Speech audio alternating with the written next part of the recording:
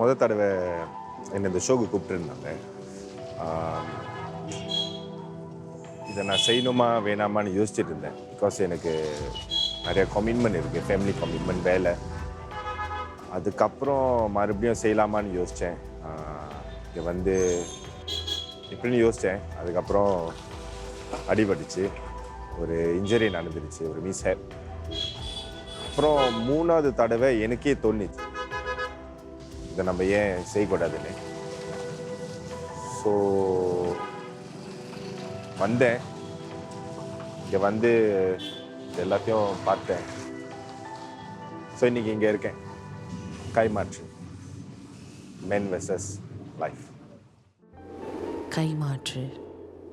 13 நட்சத்திரங்கள், 13 குழுக்கள், ஒரே பாடம். கைமாற்று, மென் வெர்சஸ் லைஃப். இவர்களின் உடல் மற்றும் மன வலிமையை புரட்டி போடும் ஒரு ரியாலிட்டி ஷோ. வாழ்க்கையின் கடினத்தை உணர்ந்து கொள்ள துன்புற்றோரின் வாழ்க்கையை வாழ வருகிறார்கள்.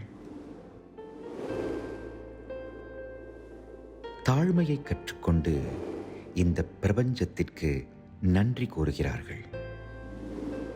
பல கதைகள், ஆனால் மறக்க முடியாத ஒரு உண்மை.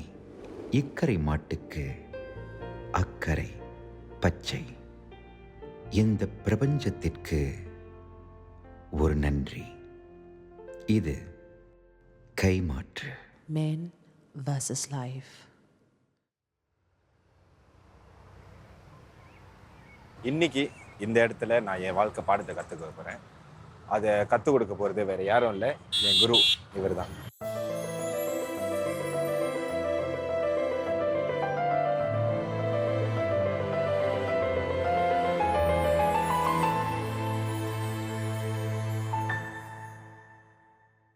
சரிண்ணே, நன்றி இந்த வாய்ப்பு கொடுத்ததுக்கு. இன்னைக்கு ஒரு நாள் நான் உங்கள் வாழ்க்கையை வாழ போகிறேன். ஸோ அந்த வாய்ப்பு கொடுத்ததுக்கு உங்களுக்கு ரொம்ப நன்றி. உங்களை பற்றி கொஞ்சம் சொல்லுங்கள். உங்கள் வாழ்க்கை, இந்த வேலை, ஏதாவது பற்றி சொல்லுங்கள். நான் ரொம்ப சின்ன வயசுலேருந்து அப்பா கஷ்டப்பட்டு கூலி வேலை பார்த்தாரு மார்க்கெட்டில். இதேமாரி அப்படியே வந்து சின்ன வயசுலேயே அப்பா அழைச்சிட்டு வந்து இதே வேலை பார்த்தேன். இப்போ ஓரளவுக்கு ஸ்டெப் எடுத்து நல்லபடியாக வாய்க்கல. சரி, நீங்கள் எங்கே வளர்ந்தீங்க? எங்கே? ஃபுல்லாக ஊரில், கிராமத்தில் சின்ன வயசில் அங்கே தான் ஊரில் அப்பா இதேமாரி வேலைக்கு வந்து போகிறது. நாங்கள் வந்து ஆடு மாடு மேய்ச்சிக்கிட்டு, ஊரில் ஆடு மாடு எல்லாம் வச்சுருப்பாரு அப்பா. அப்படியே மேய்ச்சிட்டு வந்து அப்படியே வீட்டில் அதை வச்சு. அப்புறம் எந்த வயசில் இங்கே வந்தீங்க? அதான் ஒரு 17 வயசு 16 வயசுல இங்கே வந்துட்டேன். இங்கே வந்துட்டு அந்த வேலை செய்ய அப்படியே அப்பா கூட அப்படியே வந்து நடப்பேன். ஸோ உங்கள் குடும்பம் இப்போ எங்கே இருக்காங்க? எங்கள் ஃபேமிலி ஊரில் இருக்காங்க. உங்கள் ஃபேமிலி, உங்கள் பிள்ளைங்க எல்லாம் ஒரு பையன் ஊரில் படிக்கிறாரு, ஒரு பையன் ராயல் என்ஃபீல்டு கம்பெனியில் இருக்காரு, இன்ஜினியர், மெக்கானிக்கல் இன்ஜினியர் படிச்சுட்டு. உங்கள் மனைவி ஊரில் விவசாயம் செய்யலாம். ஆமாம், விவசாயம் பார்ப்பாங்க. ஸோ நீங்கள் அந்த ஒரு காரணம் இருக்குமே, நீங்கள் மட்டும் ஏன் இங்கே வந்து மூட்டத்துக்கு? நம்ம ஃபேமிலிக்கு கொண்டு வந்துட்டு இங்கே வாடகை கொடுத்து ரெண்ட் பண்ண முடியாது. நம்ம ஃபேமிலிங்க வச்சுட்டு வாடகை கட்டணும், சாப்பாடு செலவு இருக்குது, எதுவும் கண்ட்ரோல் பண்ண முடியாது. கிராமத்தில் இருந்தால் வீட்டு வாடகைலாம் எதுவும் இல்லை. அது அப்படியே கொஞ்சம் நம்ம ரிலேஷாக ஓட்டிடலாம். நம்ம வேலை செஞ்சு காசு கொடுத்தா சாப்பாட்டுக்கு அதை வச்சு அப்படியே ஓட்டிடுவாங்க. ஸோ இங்கே வந்தால் கண்டிப்பாக உங்களுக்கு தெரியும் ஏதாவது வேலை இருக்கும், அதனால நீங்கள். ஆமாம்.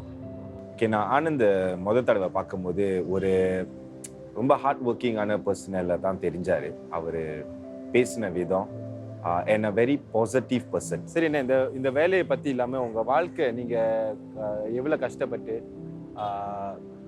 வாழ்க்கையில் என்னென்ன கஷ்டங்களை நீங்கள் பார்த்தீங்க? அடிபட்டிருக்கேன், ஏகப்பட்ட கஷ்டப்பட்டு. வண்டிலாம் வலிக்க முடியாமல், மழை பெஞ்சா தார்ப்பா போட முடியாது, ரொம்ப கஷ்டப்பட்டிருக்கேன். தார்ப்பா போட முடியாமல் மழை பெஞ்சிட்டே இருக்கும். தார்ப்பானா வண்டி மேலே போடணும், மழை பெஞ்சா பெரிய தார்ப்பை போட்டு மடிக்கணும், திரும்பி இறக்கிட்டு திரும்பி போய் செட்டில் இறக்கணும். நனைஞ்சிடுச்சுன்னா, மூட்டை நனைஞ்சிச்சுன்னா திரும்பி இறக்க மாட்டாங்க, ரிட்டர்ன் கொடுத்துருவாங்க. இங்கே பார்ட்டிக்கு ஓனருக்கு பதில் சொல்லணும். எல்லாம் ரொம்ப கஷ்டப்பட்டு. ஒரு நாளைக்கு நீங்கள் எவ்வளோ மணி நேரம் வேலை செஞ்சுட்டு இருந்தீங்க ஆரம்பத்துலேருந்து? எந்த டைமும் இல்லை என் வேலைக்கு. ஃபோன் பண்ணால் போயிடணும். வண்டி வந்திருக்கு, லாரி இறக்க சொன்னால் இறக்கிடணும். உங்கள் பையன் வந்து என்ஜினியராக இருக்கான்னு சொல்கிறீங்க. ஆனால் ஒரு காலத்துலையாவது இந்த வேலையை நிப்பாட்டிட்டு ரேஸ் பண்ணணும்னு தோணியிருக்கா? நான் அந்த வேலையை நிப்பாட்டினா எதுவுமே எங்கள் லைஃப்பை, குடும்பத்தில் யாருமே சாப்பாட்டுக்கே ரொம்ப கஷ்டப்படுறேன். நான் ரொம்ப சின்சியராக வேலை பார்த்தா தான், உழைச்சா தான் சாப்பிட முடியும், என்னுடைய குடும்பம் ரன் பண்ண முடியும். ஸோ இதுக்கு முன்னாடி வேறு வேலைக்கு போனால் கம்மி சம்பளம் என்னால் கண்ட்ரோல் பண்ண முடியாது. இந்தமாரி மூட்டை தூங்கினா தான், உழைச்சா தான், நிறையா மூட்டை தூக்கிட்டே இருந்தால் ஒரு அமௌண்ட் வந்தால் தான் என் குடும்பம் காப்பாற்றணும். அதனால தான் உங்கள் பையனுக்கு இந்த ஸ்கூலில் இது எனக்கு ஒரு வாய்ப்பு கிடச்சிது. இந்த கடவுள் ஒரு அதிசயம்தான். என் பையன் படிச்சுட்டு இந்த வேலையில் இந்த கம்பெனியில் வேலை இருக்கேன்னா எனக்கே ஒரு புல் மாரி அதிசயமாக இருக்குது வாழ்க்கையில். நம்ம பையன் படிச்சுட்டு வேலையில் இருக்காரு அப்படின்னு சொல்லிட்டு அந்த ஸ்கூலில் எல்லாரும் பார்த்து என்ன சொன்னாங்க? எல்லாமே பார்த்துட்டு உங்கள் அப்பா அரசு போன காலேஜில் இன்டர்வியூ ஆகும்போது அங்கேயே கேட்டாங்க, என்னன்னா நான் எல்லாம் ஃபேன் செட்டாக காரில் போனாங்க, நான் மட்டும் பெட்டி தலையில் எடுத்துகிட்டு போனேன் பையனுக்கு லிங்கு கட்டிக்கிட்டு காலேஜ் உள்ள. அங்கே போகும்போது என்ன பண்ணால், நீ காசு கட்ட முடியுமானாங்க. கட்டிடுவோன்னு சொன்னேன். எவ்வளோ கட்டுவேன் நீ என்னன்னாங்க? இல்லை சொல்லுங்கள், நான் முடிஞ்ச அளவுக்கு ட்ரை பண்ணுறேன் அப்படின்னா. ஒரு வருஷத்துக்கு 6 லட்ச ரூபா ஆகும்னாங்க. ஓகே கட்டிடுவேன், பிரச்சனை இல்லை அப்படின்னு. நான் போய் 4 வருஷம் சின்ன வழி காசு பார்த்ததே இல்லை. ஒரு எக்ஸாம்னா 1800 கேட்பார் பையன். அங்கே ஃபோன் பண்ணுவாங்க, போட்டு விட்ருவேன். அதேமாரி வேலை செஞ்சுட்டு அங்கே ஊரில் ஏதோ ஒரு 4 நாள் 3 நாள் இருக்குன்னா வந்துடுவேன். அப்படியே வந்து இப்போ தான் ரிலீஸாக கொஞ்சம் இருக்கேன். பையன் வேலைக்கு போயிருக்காரு, இந்த 2 மாதம் சம்பளம் வாங்கியிருக்காரு, கையிலே வச்சுருக்காரு. கோயிலுக்கு போகணும், என் குடிசாமி கோயில் இருக்குது. என் குடிசாமி கோயிலில் போயிட்டு சாமி கும்பிட்டு அடுத்தது தான் என் பையன் கொஞ்சம் எனக்கு இது பண்ணுவார், ரிலீஸ் ஆகிரு. இதுக்கப்புறம் அவர் வேலையில் சேர்ந்துட்டாரு, 2 மாசமா நல்லா வேலை செய்கிறாரு, பெர்மனண்டாக அவர் வேலையில் இருந்துருவார். ஆமாம். இதுக்கப்புறம் உங்களுக்கு கஷ்டங்கள் எதுவுமே இல்லை, ஜாலியாக ஓரளவுக்கு பியர் நல்லா இருக்குது, ரிலீஸாக இருக்குது. எனக்கு அவர் வேலைக்கு போய் சாயின்ட் பண்ணோன்னே என்னுடைய மனசு வந்து புண்ணம் இல்லாமல் இருக்குது. நம்ம பையன் வேலைக்கு போயிட்டாரு, அவர் ஃபேமிலியை கரெக்ட் ஆகிட்டாரு, நம்ம எப்படி உழைச்சிட்டாலும் பரவாயில்ல, அவரை நல்லபடியாக நீட்டன்ஸாக இருக்கார். இது சந்தோஷமாக இருக்க மனசு. ஸோ உங்கள் பையன் சம்பாதிக்கிறாருன்னு சொன்னீங்க. ஸோ இதுக்கப்புறம் அவர் உங்களை பார்த்துப்பாரா இல்லை நீங்கள்? அவர் காசு கொடுத்தாலும் கவலை இல்லை, இல்லைனாலும் இல்லை. நான் எனக்கு உழைச்சி நான் சாப்பிட எனக்கு திறமை இருக்குது. அவரு பொழைப்பு கரெக்டாக எனக்கு கொடுத்துருந்தாலும் கவலை இல்லை, கொடுக்காம இருந்தாலும் கவலை. ஏன்னா நீங்கள் கஷ்டப்பட்டு இவ்வளோ நான் தூரம் வந்திருக்கீங்க. ஆமாம், இவ்வளோ தூரம் கஷ்டப்பட்டு வந்திருக்கேன். என் லைஃப் என் ஒய்ஃபு கரெக்டாக பார்த்துக்குவேன். சரிண்ணே, நம்ம அப்புறம் பேசுவோம். இன்னைக்கு நான் உங்களுக்காக உங்கள் வேலையை செஞ்சு ஒரு நாள் ஃபுல்லாக உங்கள் வேலையை நான் செஞ்சு கொடுக்க போகிறேன். சரி, ஓகே. நீங்கள் இதுவும் செய்ய தேவையில்லை. சரியா? போமா? போகலாம், வா.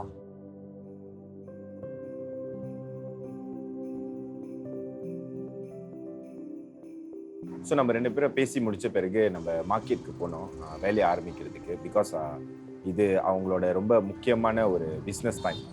ஸோ இந்த டைமில் அவ்வளோ பெரிய கேயாஸில் என்ன நடக்குதுன்னு நீங்களே பாருங்கள். ஸோ நம்ம மார்க்கெட்டுக்கு போன உடனே நம்ம பார்த்தது வந்து அவரோட வண்டி. அந்த வண்டி தான் அவரோட குட்ஸ் எல்லாம் மார்க்கெட் முழுக்க எடுத்துகிட்டு போகுது. ஸோ இதுதான் பிரேக்கு, இதுதான் பிரேக் உங்கள் வண்டிக்கு. ஆமாம், தூக்கி வச்சோம் பிரேக். ஆமாம், பிரேக் மாரி. ஸோ இந்த டயர்லாம் அவங்களே செஞ்சு எல்லாம் ரெடி பண்ணி கொடுத்துருவாங்க. பட்டரில் அதே மாதிரி ரெடி பண்ணி கொடுத்துருவாங்க. படத்துலலாம் நிறைய வாட்டி பார்த்துருக்கேன், ஆனால் ஃபர்ஸ்ட் டைம் நான் இதை ரியல் லைஃப்பில் பார்க்குறேன். அந்த டிசைன் எப்படி இருந்துச்சுன்னா பேசிக்லி ஒரு சீசா மாதிரி இருந்துச்சு. ஸோ நம்ம அந்த வண்டியை பார்த்த பிறகு அந்த வண்டியை எப்படி ஆப்ரேட் பண்ணுறதுன்னு கற்றுக் கொடுத்த உடனே நான் வந்து அதில் பூந்து அதை ஹீப்பில் மாட்டிட்டு நம்ம லோடு எடுக்கிறதுக்காக இன்னொரு லொக்கேஷனுக்கு போனோம். அது எஸ்டிமேட்டட் அபவுட் 2 to 3 kilometers. நான் நினச்சேன் கிட்ட தானே, லோட் இல்லையே, ஈஸியாக போயிடலான்னு. ஆனால் அங்கே தான் பிரச்சனையே ஆரம்பிச்சுது. நான் ஒரு டிஃப்ரெண்ட் வேர்ல்டுக்குள்ளே பூந்துட்டேன். ஏன்னா நீங்களே பார்க்கலாம், டிராஃபிக் ஒரு பக்கம், நம்ம நடக்கிற பாதை அன்இவன், வெரி அன்ஸ்டேபிள், நாய்ஸ், அவ்வளோ ஹாங்கிங், அவ்வளோ ஜேம். மார்க்கெட்டில் டிராஃபிக் அதிகமாக இருக்குது. என்னால் நவர கூட முடியல, என்னால் டைமையும் வேஸ்ட் பண்ண முடியாது. அவங்களுக்கு வேலையை ஆகணும், அவங்க வேலையை முடிச்சு கொடுத்தா தான் அவங்களுக்கு இன்றைக்கி சம்பளம். ஸோ என்னால் முடிஞ்ச வரைக்கும் அந்த டிராஃபிக் எல்லாத்தையும் தாண்டி போயிட்டுருக்கேன். போகிற வர டைரெக்ஷன் நம்ம யாருக்குமே கிளியராக இல்லை. இப்படி போகிற பாதையா, இது வர பாதையா? நான் மட்டும் இல்லை, என்ன மாதிரி பல பேர் வந்து அதே வீக்கில் வந்து ஆப்ரேட் பண்ணி போயிட்டு இருந்தாங்க. நான் ஆப்ரேட் பண்ணுறதை பார்த்துட்டு அவங்களுக்கு நான் நினைக்கிறேன் நான் ரொம்ப அன்ப்ரொஃபஷனலாக இருந்தேன், எனக்கு இது செய்ய தெரியல. ஸோ நிறைய பேர் என்னை ஓவர்டேக் பண்ணி போகிறதும் எனக்கு வழி கொடுக்காமல் இருக்கிறதும் இதில் நம்ம ஃபில்ம் பண்ணிட்டு இருந்தோன்னு சில பேருக்கு தெரிய வந்துருச்சு. யாருமே எனக்கு வழியும் கொடுக்க மாட்டேங்கிறாங்க. வேலை செய்கிறேன்னு சொன்னாலும் கண்டுக்க மாட்டேங்கிறாங்க. வேறு வழி இல்லை. சாரிண்ணே, மன்னிச்சிடுங்கண்ணே, நான் வந்து போங்கண்ணே. ஸோ நம்ம ஒரு 3 கிலோமீட்டர்ஸ் ஒரு மணி நேரம் எடுத்து ஃபைனலி நம்மளோட லோடிங் பாயிண்ட்டை சேர்ந்துட்டோம். இப்போ நம்ம லோடை ஏற்றுற டைம் வந்துடுச்சு. ஓகே, இப்போ நம்ம வந்து லோடை ஏற்ற போகிறோம். இந்த வண்டியில் எப்படி ஏற்ற போகிறேன்னு தெரியல, ஆனால் நான் தூக்கி ட்ரை பண்ண. ஸோ நம்ம லோட் பண்ண ஆரம்பித்தோடனே என்ன லோட் பண்ணுறதுன்னு பார்க்கும்போது அது பாக்ஸஸ் ஆஃப் காலி. நான் நினச்சேன் மேபி ஒரு 10-20 கிலோ தான் இருப்பேன். கடைசியில் பார்த்தா ஒரு 31லேருந்து 33 கேஜி. ஸோ ஒவ்வொரு பாக்ஸும் ஒரு 31 ஏன்னா ஹெவியஸ்ட் வந்து 33 கேஜி. மொத்தம் 25 பாக்ஸஸ் சொன்னாங்க. ஸோ என் மைண்டில் ஓடிட்டு இருந்தது வந்து இதை எப்படி அவங்க தூக்குறாங்க. ஸோ அவர் ஒரு எக்ஸாம்பிள் காமிச்சாரு. ஆனால் நான் என் சொந்த வழியில் தூக்க ஆரம்பிச்சிட்டேன். சும்மா pen and just carry and just put. ஆனால் ஒரு 5 பாக்ஸஸ்க்கு அப்புறம் எனக்கு இடுப்பு பேச ஆரம்பிச்சிட்டு. பிகாஸ் அதுக்குன்னு ஒரு தனி டெக்னிக் இருக்குது, அதை எப்படி தூக்கி அதை எப்படி அன்லோட் பண்ணோன்னு. ஏன்னா அதே நேரத்தில் இந்த தூக்குறதுக்கே என்னால் முடியல, ஒரு 5 to 6 பாக்ஸஸ். அப்புறம் என் மைண்டில் நான் யோசித்தேன், இது ஒரு 25 பாக்ஸஸ், டோட்டல் அபவுட் 750 கிலோஸ். இப்போ வந்து எல்லாத்தையும் லோட் பண்ணி அடுத்த லொக்கேஷனுக்கு எடுத்து போகிற டைம் வந்தாச்சு.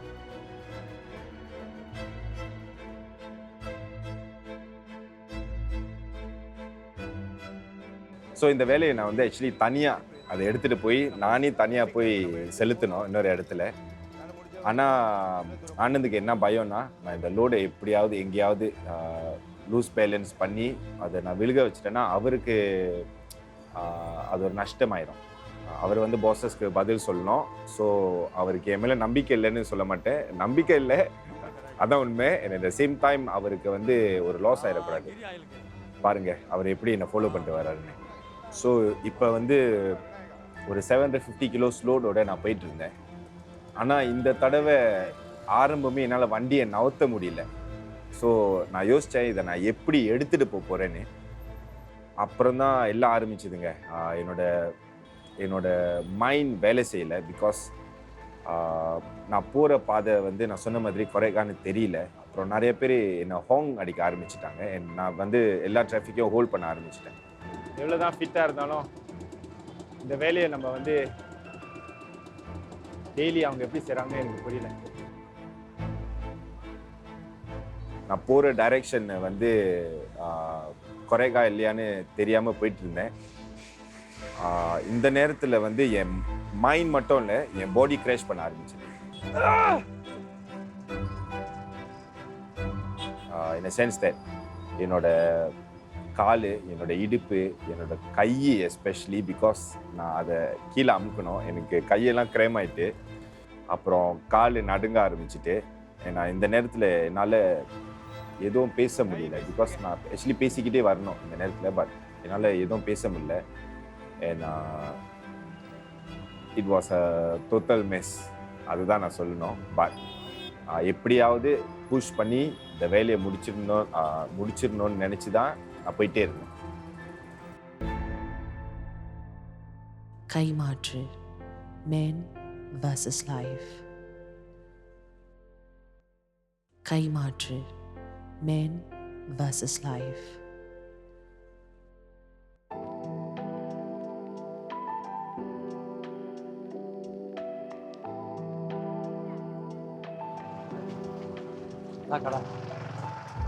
ஃபர்ஸ்ட் லோட் முடிச்சாச்சு. ஸோ நான் போயிட்டு இருக்கும்போது இவ்வளோ கஷ்டங்களுக்கு நடுவில் வந்து நான் யோசித்தேன், அவர் எப்படி இதெல்லாம் டெய்லி மேனேஜ் பண்ணுறாரு. பிகாஸ் ஒரு நாள் ஒரு 3 கிலோமீட்டர்ஸ் மேனேஜ் பண்ணவே எனக்கு இவ்வளோ கஷ்டங்கள் வந்துச்சு. அவர் எப்படி இதை மேனேஜ் பண்ணாருன்னு யோசித்தேன். ஆனால் அட் த சேம் டைம் என் மனசுலையும் எனக்கு தெரியும் தட் இதுதான் அவரோட பிரெட் அண்ட் பட்டர், அவர் டெய்லி இதை செஞ்சு பழகியிருக்காருன்னு. ஆனால் கண்டிப்பாக அவரோட உடம்புக்கும் அவரோட டெய்லி செய்கிற ப்ராக்டிஸ்க்கும் அவருக்கு இது யூஸ் டு இட் ஆகிருக்கும்னு எனக்கு தெரியும். ஆனால் அப்போ கூட அது ஒரு ஈஸியான வேலை இல்லைன்னு நான் புரிஞ்சுக்கிட்டேன். ஸோ இப்போ நம்ம வந்து அவ்வளோ கஷ்டங்களுக்கு நடுவில் வந்து ஃபர்ஸ்ட் லோடை இறக்கி முடிச்சாச்சு. இப்போ நம்ம வந்து ஆனந்தை வந்து லஞ்ச் கழிச்சிட்டு போகிறோம். சரி, சாப்பிடலாமா? ஓகே, உங்களுக்கு என்னென்ன சாப்பிடணும்னு தோணுதோ உங்கள் ஆசை தீர நீங்கள் ஆர்டர் பண்ணிக்கலாம். உங்களுக்கு என்ன ரொம்ப பிடிக்கும் சாப்பாடில்? சிக்கன், மட்டன், பிரியாணி எதனாலும். ஓகே, உங்களுக்கு என்ன ரொம்ப பிடிச்சிருக்கோ நீங்கள் ஆர்டர் பண்ணுங்கள். நம்ம 2 பேரும் எனக்கு ஒன்றா உட்காந்து சாப்பிடுவோம். சரியாண்ணே? அவரோட வாழ்க்கை வந்து காலையிலே 2 மணிக்கு ஆரம்பிக்குது. ராத்திரி சில நேரம் 8 மணி இல்லைன்னா 10 மணி முடியும். ஆனா அந்த நேரத்துல கூட அந்த மனுஷனுக்கு ஒரு ஒரு ஒரு களைப்பு இல்ல, ஒரு கம்ப்ளைண்ட் இல்ல. அந்த வாழ்க்கைய அவரோட கண்ணுல நான் பார்க்கும்போது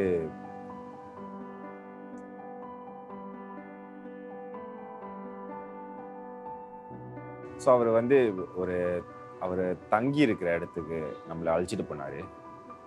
ஒரு மொட்டை மாடியில் இருக்கிற ஒரு ரூம். அந்த அந்த ரூம்குள்ளே பூந்தோடனே நான் ஃபர்ஸ்ட் திங் நினச்சது வந்து ஒரு எம்டியான வீடு, அவர் படுக்கிறதுக்கு ஒரு கார்னர், அதை தவிர்த்து எதுவும் இல்லை. ஒரு டாய்லெட் குளிக்கிறதுக்கு, அவர் மாற்றிக்கிறதுக்கு சட்டை ஒரு பாஸ்கெட்டில், என்ன அவர் படுக்கிறதுக்கு ஒரு ஃப்ளோர், அவ்வளோதான். அது எனக்கு என்ன சொல்றதுன்னு தெரியல ஆக்சுவலி.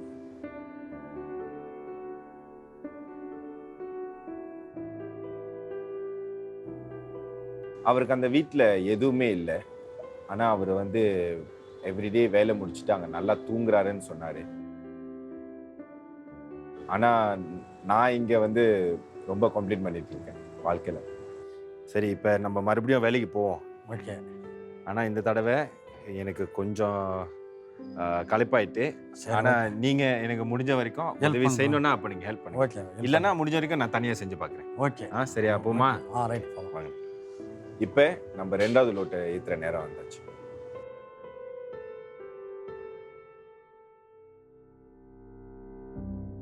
ஸோ 2வது லோட்டை ஏற்றும் போது இந்த நேரத்தில் வந்து பாக்ஸு மட்டும் இல்லை, மூட்டையும் இருந்துச்சு.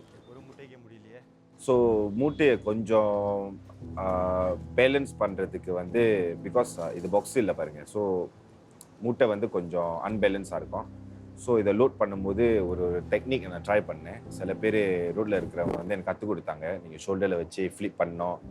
அப்புறம் இன்னொருத்தவங்க சொன்னாங்க நீங்கள் தலையில் வச்சு ஃப்ளிப் பண்ணால் ஈஸி. ஸோ இந்த மாதிரி நிறைய விஷயங்கள் நடந்துட்டு இருக்கும்போது எல்லாரும் எனக்கு வேறு டிஃப்ரெண்ட் டெக்னிக் டீச் பண்ணிட்டு இருக்கும்போது எனக்கு வேறு டயர்டாக வேறு இருந்துச்சு. ஸோ சில நேரத்தில் வந்து நான் என் சொந்த டெக்னிக் யூஸ் பண்ண ஆரம்பிச்சிட்டேன். அப்புறம் சில சமயம் அவங்க கற்றுக் கொடுத்த டெக்னிக்கையும் யூஸ் பண்ண ஆரம்பித்தேன். அதே நேரத்தில் வந்து அந்த கார்டை நான் ஒழுங்காக பேலன்ஸ் பண்ணுறேன்னா இல்லையான்னு பார்த்து ட்ரை பண்ணி பார்த்தேன். ஸோ அப்போயும் ஆனந்த் திருப்பி வந்து எனக்கு பேலன்ஸ் பண்ண உதவி செஞ்சார். இவங்களாம் இவ்வளோ சர்வ சாதாரணமாக தூக்கிட்டு போகிறாங்க பாருங்கள். நம்ம இங்கே கஷ்டப்பட்டே தூக்கிக்கிட்டு இருக்கோம். ஸோ இந்த நேரத்தில் தான் லோடை ஏற்றி முடிச்சாச்சு. என் மைண்டை செட் பண்ணிட்டேன், இந்த தடவை வந்து நான் தனியாக தான் செய்ய போகிறேன். நான் அப்போ கூட ஆனந்த் சொன்னேன், அவர் சொன்னார் நான் மறுபடியும் ஹெல்ப் பண்ணுறேன். நான் சொன்னேன் வேணாம், இந்த தடவை நான் தனியாக செஞ்சு இந்த லோட்டை வந்து நானே இறக்க போகிறேன்னு சொன்னேன். நான் அவர்கிட்ட சொன்னது வந்து இந்த தடவை லோட் விழுந்துச்சுன்னா நானே அதுக்கு காசு கொடுக்குறேன்னு சொன்னேன். கைமாற்று, men versus life. கைமாற்று, men versus life.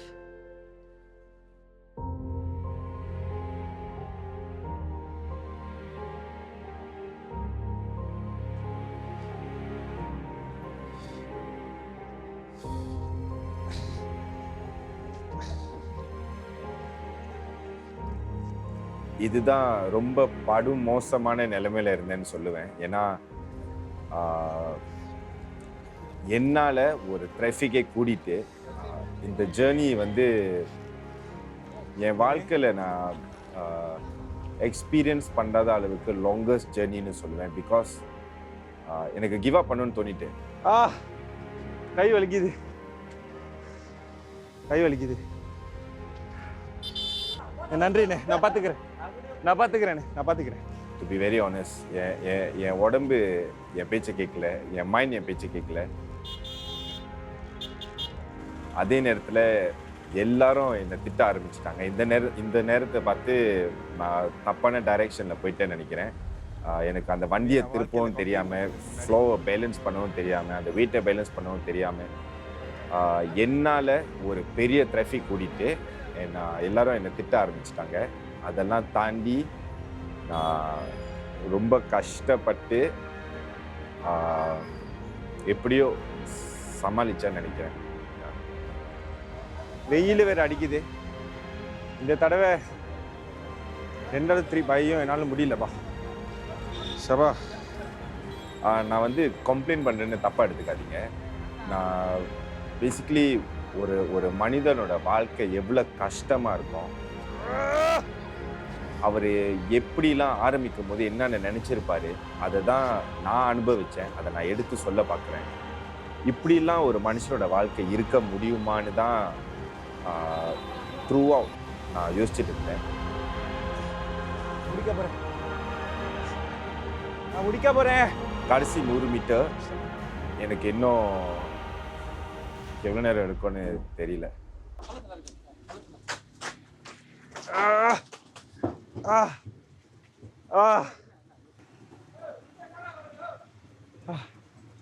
இதுதாங்க என் கடைசி லோட்.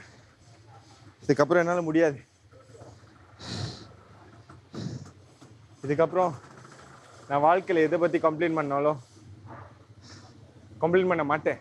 ஸோ இந்த அனுபவத்து முழுக்க நான் எக்ஸ்பீரியன்ஸ் பண்ணுற ஒவ்வொரு கஷ்டங்களையும் நான் நினச்சி பார்க்கும்போது ஒரே விஷயந்தான் என் மைண்டில் வந்துச்சு. நமக்கு வாழ்க்கையில் அவ்வளோ விஷயங்கள் இருக்குது, ஆனால் சின்ன சின்ன விஷயங்கள் இல்லைன்னு நம்ம கம்ப்ளைண்ட் பண்ணுறோம். இவங்களுக்கு வாழ்க்கையில் அவ்வளோ விஷயங்கள் இல்லை, அவ்வளோ ஆப்ஷன்ஸ் இல்லை.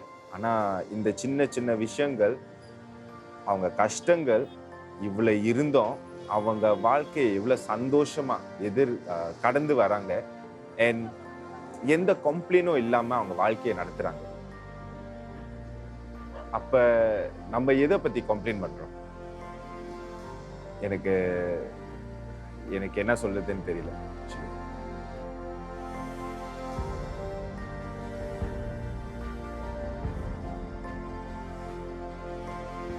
சரி ஆனந்தண்ணா, இன்னைக்கு உங்களுக்காக நான் வேலை செஞ்சு முழுசா செய்யல தான்.